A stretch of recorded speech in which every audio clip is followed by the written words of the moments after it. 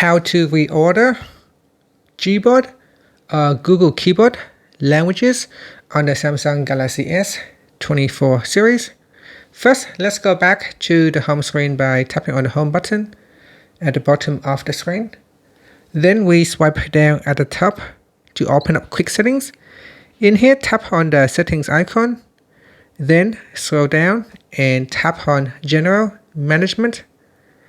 Next, go down and tap on Keyboard List and Default.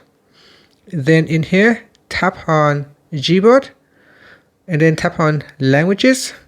Next, tap on the Edit button at the top corner.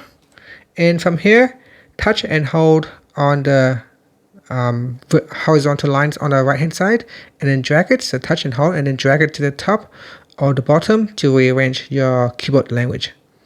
And that's it. So here I can drag it down to the bottom, and then after you can tap on the back key and then tap on the home button. Now if you open up your keyboard, you should see that your keyboard languages has been rearranged according to your settings. And that's it. Thank you for watching this video.